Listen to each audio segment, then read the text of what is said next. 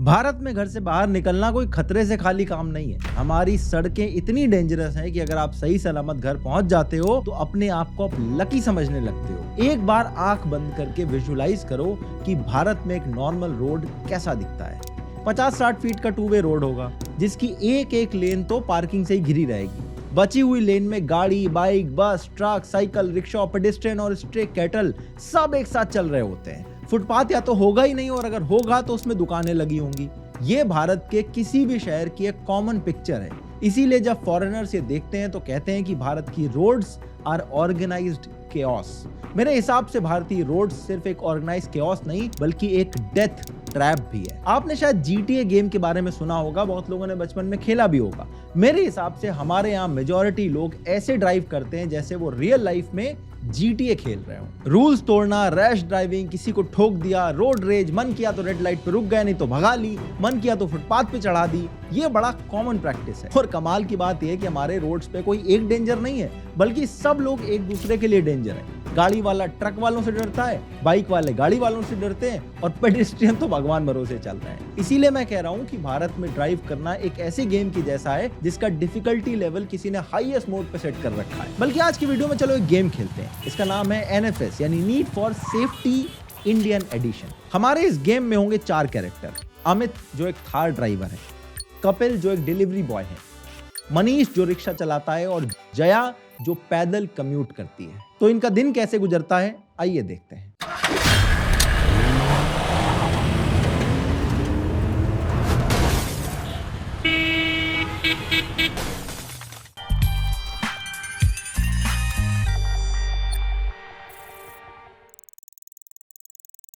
यह है 22 साल का अमित, दिल्ली का रहने वाला है। अमित की फैमिली प्रॉपर्टी डीलिंग का बिजनेस करती है और पॉलिटिकली काफी कनेक्टेड लोग हैं। अमित की फैमिली 3 कार्स ओन करती है। एक है Z black Thar, grey colour की क्रेटा और व्हाइट कलर की फॉर्च्यूनर। अमित रोज अपनी थार में दिल्ली से गुड़गांव कॉलेज के लिए जाता है।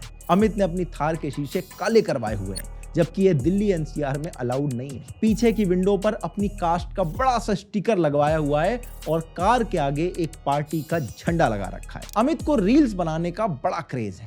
अमित के इंस्टाग्राम पर कई ऐसी रील्स हैं जिसमें वो अपनी थार से स्टंट करते हुए दिखाई देता है। हवाबाजी के लिए देसी कट्टा भी इसने रखा हुआ है। अमित काफी इम्पेशेंट और शॉर्ट टेम्पर्ड है। जब उसे सड़क पर जगह नहीं मिलती तो वो फुटपाथ पे गाड़ी चढ़ा देता है और कई बार उसने सड़क के बीच में ट्रैफिक रोक के रील्स भी बनाई हुई हैं। अमित की थार के ऊपर कई सारे ट्रैफिक वायलेशन के चालान हैं और कुछ एक्सीडेंट भी हो चुके हैं, लेकिन ट्रैफिक पुलिस कभी भी अमित को रोकती नहीं है। अमित को भी ये पता है कि अगर कुछ गड़बड़ी होती है तो उसे अपने पापा को सिर्फ एक कॉल करनी है, बाकी सब सॉर्ट हो जाएगा। अगर बहुत कुछ हो गया तो एक ऐसे लिख के तो वो छूट ही जाएगा। अमित रोड पे एकदम फ्रीली ड्राइव करता है और देर रात तक पार्टी करके घर वापस आता है। मोस्टली थार, क्रेटा और फॉर्च्यूनर ड्राइवर्स आपको इसी तरह के कैरेक्टर्स देखने को मिल जाएंगे। हमारे गेम का दूसरा कैरेक्टर है कपिल। 28 साल का कपिल एक फूड डिलीवरी ऐप में डिलीवरी पार्टनर है। उसकी मंथली सैलरी सिर्फ 20,000 रुपए है। कपिल एक हम्बल फैमिली बैकग्राउंड से आता है और अपनी फैमिली का इकलौता मेंबर है जो पैसे कमाता है। कपिल की फैमिली में 5 लोग हैं जो गाजियाबाद की एक कॉलोनी में 2 कमरे के मकान पे किराए पे रहते हैं जिसका महीने का रेंट 8,000 रुपए है।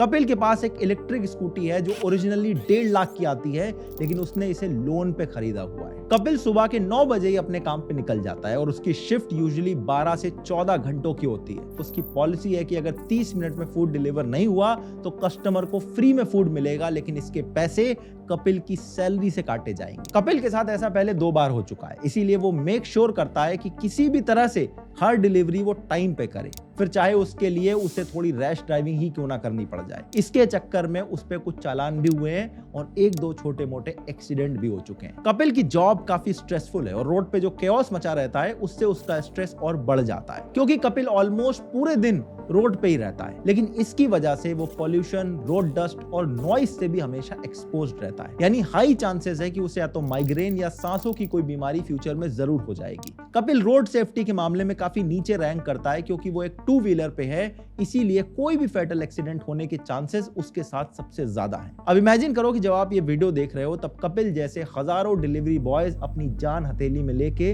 रोड पे खाना डिलीवर करने जा रहे हैं। अब मिलते हैं इस गेम के तीसरे कैरेक्टर से।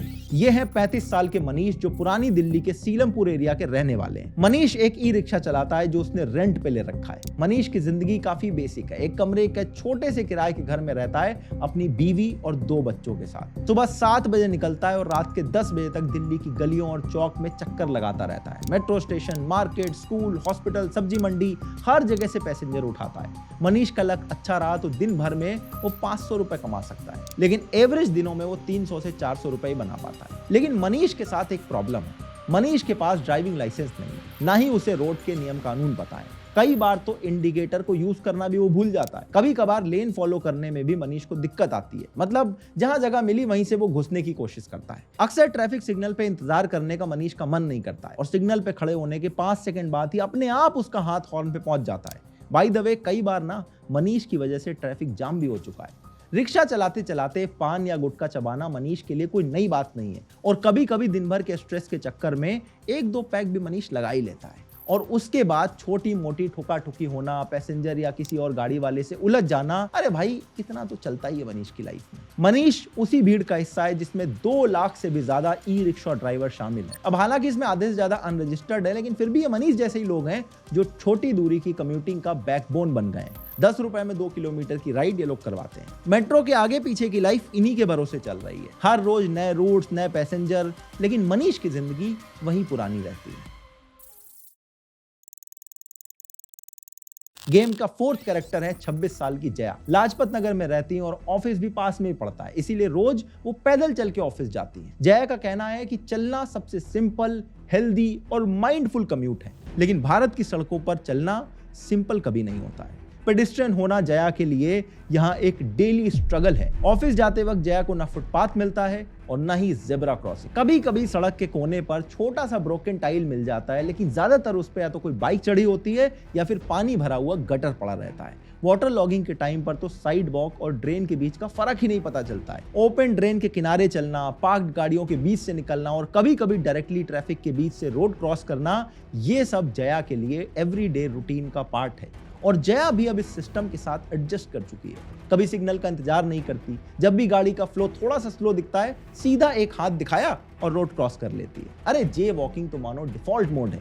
कभी कभी ईयरबड्स लगाए होते हैं और फोन पे स्क्रॉल करती हुई भी वो रोड क्रॉस कर जाती है। लेकिन जया अकेली नहीं है। जया जैसे लाखों करोड़ों लोग अपने काम, स्कूल या बाजार के लिए वॉक करते हैं डेली बेसिस पर। इनमें से कुछ लोग तो घर वापस आ जाते हैं जिनकी उस दिन की लॉटरी अच्छी निकल गई, और बाकी लोग पहुंच जाते हैं हॉस्पिटल या फिर सीधे यमराज के पास। कितनी बार हुआ है कि जया भी किसी बाइक या गाड़ी वाले से टकराते टकराते बिल्कुल बची है। इस देश में पेडेस्ट्रियन की कोई इंपॉर्टेंस है नहीं, ना इंफ्रास्ट्रक्चर में, ना बजट में और ना ही ड्राइवर की नजर में। फिर भी जया रोज निकलती है, हर दिन ट्रैफिक के बीच से गुजरती है और अपने लाइफ के साथ लॉटरी खेलने पर मजबूर रहती है।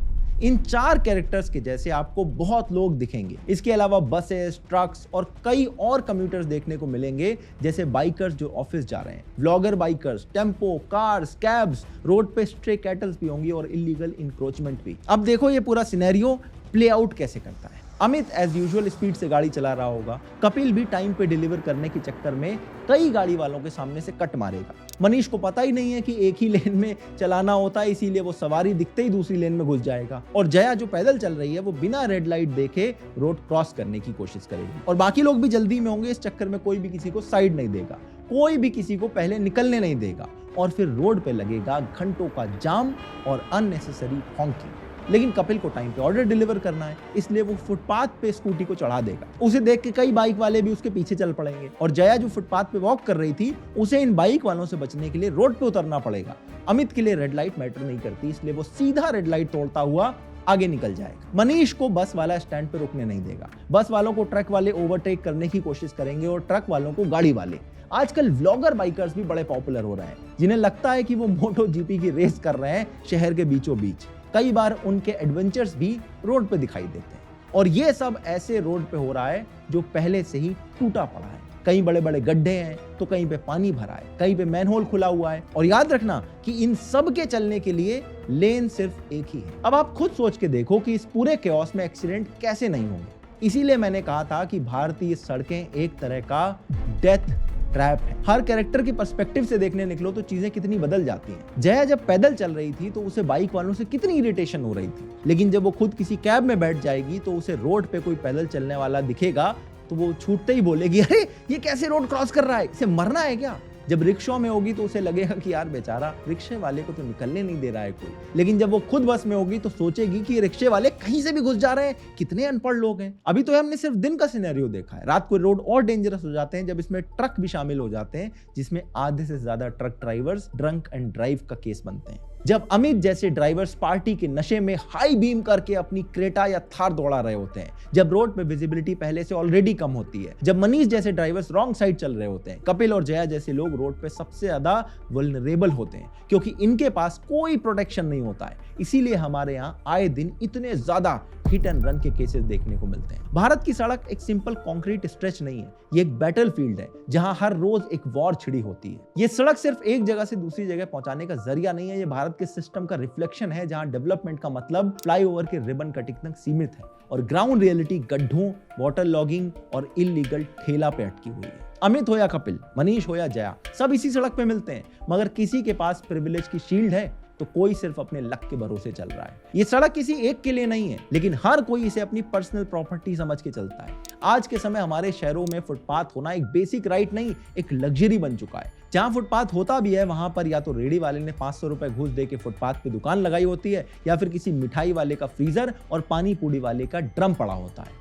म्युनिसिपल बॉडीज इन्हें कभी कभी उठाती भी हैं जब ट्विटर पे कोई क्लिप वायरल हो जाए या किसी वीआईपी की विजिट पेंडिंग हो, पर ज्यादातर ये फुटपाथ कॉमन लोगों के लिए नहीं, टेम्परेरी रिटेल आउटलेट्स के लिए रिजर्व रहते हैं। रास्ते खुद भी किसी टेस्ट से कम नहीं लगते हैं, गड्ढे, पडल्स और अधूरा कंस्ट्रक्शन हर मोड़ पे मिलता है। एक बार गिर गए तो बोल दिया जाता है, अबे देख के नहीं चलता है क्या। इंफ्रास्ट्रक्चर के फेल करने की गलती उसी पे डाल दी जाती है जिसका गिर के सिर फट गया है, लेकिन अकाउंटेबिलिटी लेने वाला कोई नहीं आता है, चेंज के लिए आवाज उठाने वाला कोई नहीं आता है। सबको इस मीडियोक्रिटी में रहने की आदत पड़ चुकी है। कंस्ट्रक्शन साइट भी कहीं भी कभी भी खुल जाती है और जब कंस्ट्रक्शन होता भी है तो पूरी सड़क को घेर लिया जाता है। ट्रैफिक जाम का असली रीजन अक्सर ये नहीं होता कि गाड़ियां ज्यादा है, बल्कि ये होता है कि सिटी डेवलप करते हुए जो प्लानिंग का आइडिया था वो बिल्कुल लास्ट में आता है और तब तक सब कुछ एडजस्ट हो चुका होता है। और सबसे बड़ी बात, लोग भी कंसिडरेट नहीं है, ना पेडेस्ट्रियन ना ड्राइवर, कोई किसी और की जरूरत या सेफ्टी का ध्यान नहीं रखता है। हर आदमी को बस वही सही लगता है, दूसरे गलत लगते हैं और इसी वजह से पूरा का पूरा सिस्टम ठप पड़ जाता है। गवर्नमेंट और मिनिस्ट्री हर महीने नए एक्सप्रेसवेज और एलिवेटेड कॉरिडोर्स का प्लान अनाउंस करती है और उनका प्रेजेंटेशन 3D एनिमेशन के ड्रोन व्यू के साथ वायरल भी होता है, पर जो एग्जिस्टिंग रोड्स हैं उसके मेंटेनेंस का कोई अता पता नहीं होता। जो रोड ट्रांसपोर्ट और हाईवे मिनिस्टर सोशल मीडिया पर नए नए एक्सप्रेसवेज की बात करते हैं, उनको ये सब दिखाई नहीं देता है। सबको सिर्फ शोबाजी करना है। पिछले 11 सालों में सुन रहा हूं कि बस अगले 2 सालों में हमारे रोड अमेरिका से बेटर होने वाले हैं, लेकिन असलियत यह है कि हमारे रोड तो सोमालिया से भी खराब हालत में है। फिर भी हम और आपको तो रोज सड़क पे निकलना है। अगली बार जब निकलोगे तो थोड़ा ध्यान देना, ये सड़क नहीं है, एक लिटरली सर्वाइवल का गेम बन चुकी है। अगर ये वाला वीडियो आपको अच्छा लगा तो अगला वीडियो आपको और अच्छा लगेगा। स्क्रीन पे लगा दिया है, क्लिक करो और अभी देख डालो।